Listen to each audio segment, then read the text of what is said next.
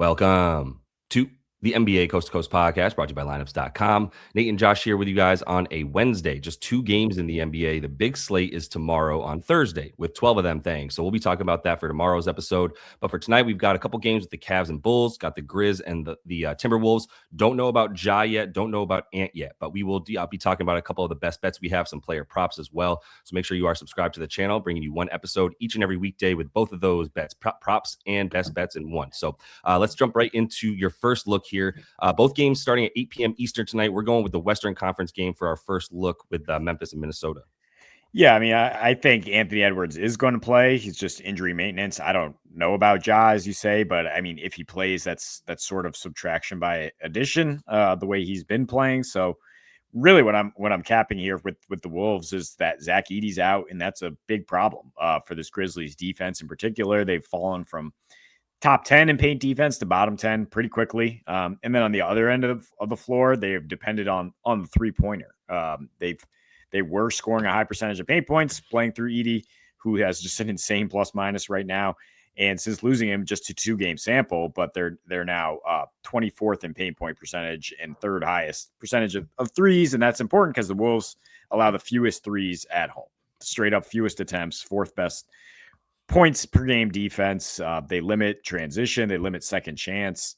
The Grizz coming off a win against the sad sack Clippers where Triple J and Cam Spencer went off. Don't really think you can depend on either that. Obviously not Cam Spencer because he's out for personal reasons, which is actually vital for this team. Now you have the young wings, Jalen Wells and Coward trying to step up against a really good wing defense. I mean, the Wolves with a little extra rest can be even better. They're averaging 10.4 margin of victory with a rest advantage this year. They're averaging 11.2 just as a home favorite, and they've had double-digit wins in 5 of their last 6 home games against non-playoff teams. You can also throw in a double-digit win against the freaking Spurs in there as far as what they've done at home. Like, it's just a team you don't necessarily worry that much about the Vegas zone spreads, the like -5 to -7, because when it rains, it pours, right? I mean, they will just dominate on both ends and run away with the game. If they get into a tight game, you might worry about them, but I think they can blow out this Memphis team. Yeah, I don't know if Ja's playing or not, but if he is playing, is he playing 21 minutes again? And if he is, then who the heck else is playing guard? I guess we're going to get back to Vince Will. I don't even think Javon Small, everyone's household name, Javon Small backup point guard is available. What apropos name for his stature on the basketball court. Hilarious. But he's not there's just nobody handling the ball. Triple J has shown he's not stepping up and diming or playmaking or anything like that. What a disappointment this year for him. Zach Edey brought them into the close to 500. And now Zach Edey's gone once again for at least a month. And I think that's the key to me when you talk about Memphis start and end. If you're talking about them winning or not winning, Zach Edey playing, that's the most important thing to me. They're building around him, and if he's not around, then it's gonna be tough to execute what they want to with Jock Landale. But Cavs and Bulls, I'm leaning Bulls 5.5. I want to make that clear. I want to make sure I'm talking about some sides and totals with you guys, even though I just love props, and that's mostly what I'm focused on every day. And there's only 2 games, so it's tough to these things are getting beaten to a pulp, right? In terms of the sides and the totals at this point, moving 6 points in some cases in both games. But for this one, as far as taking the Bulls, it's just that even though they can't defend the 3, the Cavs can't shoot the 3. That's really what it comes down to for me. And they don't have other ways to score when Evan Mobley's not around. But no Strus, obviously, all season. No Merrill has been huge because DeAndre Hunter's bad. That's really what it comes down to right now, is that he's shooting 30% from off catch and shoot. Specifically, he's shooting 30% from 3 as well, and has had many a game under 30% recently. Has not hit his number in a while here. We'll be talking about him for sure, but that's the biggest problem for the Cavs. Last year they were super dependent on that 3. This year they are too. They're third in terms of the percentage of their shots that are coming from deep, and yet they're in the bottom 3 in effective field goal percentage on catch and shoot. They're in the bottom 3 in 3-point percentage in those last 7 games because it's been a lot more DeAndre Hunter and a lot less Sam Merrill general shooting that. And even like Lonzo Ball is shooting a similar awful percentage from catch and shoot, actually worse than DeAndre Hunter in catch and shoot and 3-point percentage, which is just not helping. At least Lonzo's doing other stuff. DeAndre Hunter's a net negative, but it's just a problem that they don't have those wings. So I'm mostly just trashing the Cavs right now. I do think the scoring is still going to be something that, I mean, it's 242.5 is the total now. It also got bet up because people are looking at that over in this game with just no defense. Jared Allen probably going to play another 21 minutes, which means it's the Dean Wade show at big, and then you're going to have a small ball lineup. There's just a lot of things to like for pace and space, but just I think the Bulls keep up. Yeah, and that's why instead of going head to head with you, I was thinking Donnie, in the Cavs money line, but I actually just said, like, why not just do it with the over and be like, look, if this game gets fast and loose, Donovan Mitchell is going to get his. Like, you could definitely ladder this up to 30 points, which is his core prop, 30.5. But this Bulls defense, especially if Ayo Dosunmu does not go, I think that's when you get more aggressive, right? Like toggling the dial up on Donnie's output. But it's just a situation where, yeah, the Cavs coming off a very disappointing performance against Charlotte, in which Donnie was himself awful, like 6 for 24, 1 for 11 from 3. So he didn't score much, but you look at it, still in 10 career without Mobley, 28.6, obviously would be above like 30 without that Charlotte dud. And shooting, when he's gone up against the Chicago defense, shooting 46, 43%, 32 points per game. They haven't played much defense for a while now. Instead of just the red carpet to the rim, they've struggled guarding the 3-point line, as you mentioned. So I mean, it's just all available for him as far as whether he wants to step back or attack. And a little extra rest. He's just had insane efficiency and usage on 2+ days rest this year. 39 points per game, 36% usage, best offensive rating when he gets a little time because he's carrying such a big load with Darius Garland not quite healthy and with those other guys out that in terms of wing players. Yeah, I think we're seeing that like rest helps NBA basketball be better, and we saw that with the Cup games. Neither of those teams played in both the semis for the Cup and the finals on Tuesday. Like the teams playing got 2 days of rest every time, and that's actually led to other teams getting rest too because of those off days. And I think we're going to see some high scoring, good basketball as a result of all of that. And Donnie's going to be someone who definitely benefits from that kind of rest. But this guy's a guy who could benefit from a lot of rest. Look, I'm not going to trash Vooch entirely. I am going under on Nikola Vucevic on his PRA, 25.5. I think this should consistently now be at 23 to 24.5, depending on matchup. This is not a great matchup. I don't know that Jared Allen's going to play more than maybe 27 minutes. Like I think he's probably more likely to play closer to 20 than he is to even to 30 for sure. That's where we're at with Jared Allen minutes. It's like he's not even really getting pulled anymore. He's just not getting the minutes anymore. That's just now his new norm. But Vooch is in the same boat. Like the Bulls are in the same boat. And like, God bless Billy Donovan. I mean, he's still in Chicago. And like he used to get trashed a little bit because his team would always finish anywhere from 8 to 10 in the East. And they're probably on their way for that once again this year. But more importantly, like he's fed up with what he's seen out there. And now everybody gets 24. You get 24 minutes. You get 24 minutes. Trey Jones, Buzelis, Huerter, like nobody, as well as Okoro, like actually Okoro getting maybe a few more minutes because he is actually playing defense, going up against the old squad. Could see some of that from him. But like at the end of the day right now, like Vooch is maybe going to get 30, and it's just as likely that he's getting 24 with Zach Collins and Jalen Smith both getting like 15 a night as well. They both played fewer minutes the other night in that game that Vooch played 31. And still went under because he's shooting awfully from pretty much everywhere. And he's actually only really shooting from 3 these days.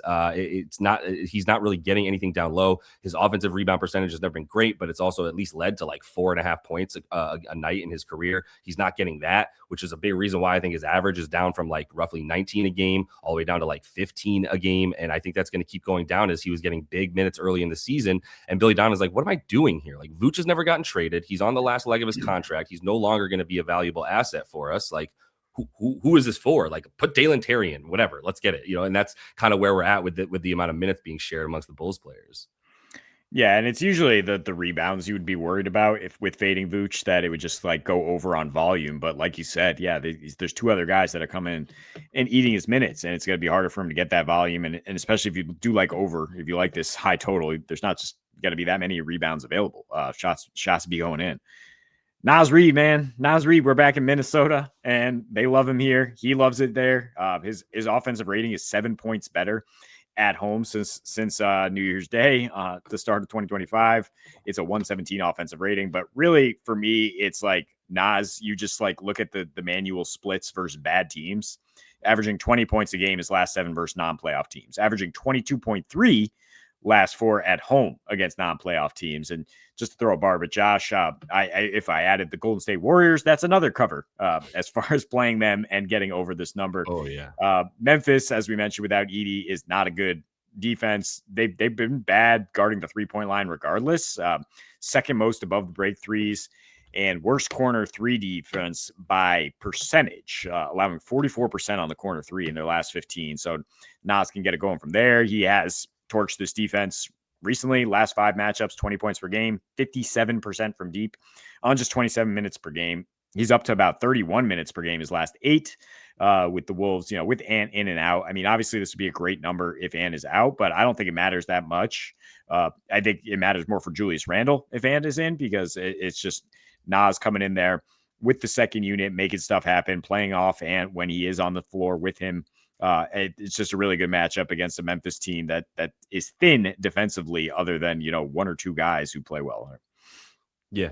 And I hope this bet looks incredible. I'll say that. I don't hope Ant doesn't play, but it looks incredible if Ant doesn't play as well. And there's like 3 guys really that they're just teetering on the edge of value, where DiVincenzo, Nas, and Jaden McDaniels, all guys that get a huge bump when Ant. I mean, there's so much usage to go around when Ant is out that everybody gets a huge bump. But even if Ant is in, and you look at the matchup as you're saying tonight, like with no Edie, it's like the Santi Aldama Jock Landale show. That's Rudy's not made for that. There's gonna be some shots going up from 3 for Memphis if Rudy's out there for too long tonight. So I could see this being a big Naz Reid minutes game anyway. But let me get to my guy here. This dude's awesome. Shout out Cal Bears, bear down. Jaylon Tyson, man, has really stepped up. He stepped up so much that now Bobby Marks, the ESPN sort of draft guru, not draft guru, the cap guru, right? And the guy who's always talking about trades and everything. He had his sort of December article where he was talking about guys on the trading block, and DeAndre Hunter is squarely there, my friends. And that is because he is one of the worst catch and shoot guys on the team, and Jaylon Tyson is the number 1 catch and shoot guy on the team. Not to speak of his ability to rebound from his wing position, from the baseline in the corner, where he is often when he's out there with Donovan and with Darius Garland. But even if this dude does not start once again, Dean Wade will start at the 4. Jaylon Tyson's the small ball 4. He's like the closing lineup 4. And then you've got Dean Wade at center, because they no longer want a non-shooting big like Jared Allen out there. When their shooting is already so bad, they need 5 guys that can hit a 3 to really make this offense work and keep the spread going. Well, that means that this dude's playing the 4 and maybe the 3 if they want to keep DeAndre Hunter on the floor instead of Jared Allen or somebody. But Iko Coro and Lonzo Ball, or not Iko Coro, he's on their squad. Lonzo Ball, rather, has been getting more minutes. He played 32. He was in the closing lineup the other night. So that closing lineup of Lonzo, Jaylon Tyson, both those guys play bigger than their stature, so that's why they get extra minutes. But this dude has hit this number in his last 7 games. Darius Garland's been around. This is not no longer tied to Darius Garland. This is tied to the fact that he provides something that only he and Dean Wade are providing, which is offensive rebounding and second chances, in addition to hitting catch and shoot spot up 3s. So like the minutes will be there 30 plus, and that just means that this should be closer to 23, 24 and a half. Yeah, this is our guy. I mean, this, it might be the most frequent appearance here so far on the Coast to Coast show, as far as taking his player props. And it's been money in the bank as long as the other Cavs wings are out, and as long as he just continues to prove that he plays well off Donnie Mitchell centric offense. I can't see why the number doesn't move much with Mobley, just like you're mentioning. Like, it just is a domino effect of him getting more opportunities. And it is moving and opened at 20, and it's going to be 22 for sure. Yeah. But I mean, like you said, I mean, with 23, 24 is probably where you would project it at. So it was just seems a bit of a mistake initially by the books. Yeah. Dean Wade is, like you mentioned, could play some small ball 5. He's probably going to start at the 4. And this is a pretty low number for a pace up game as far as getting 5 boards. It's juiced, as you see. You can kind of go with the flip side if you are somebody who likes to chase the plus odds.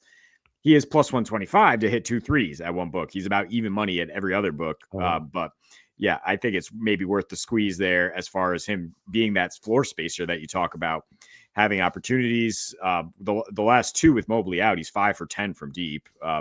He's averaged 5.7 rebounds his last 6 without Mobley. He played 32 minutes last time out. And Chicago, yeah, the above the break 3 defense has gotten worse and worse as they've done a little better protecting the rim. 42.6% are visiting teams shooting in Chicago from above the break in their last 5 games there in the, is it still the United Center?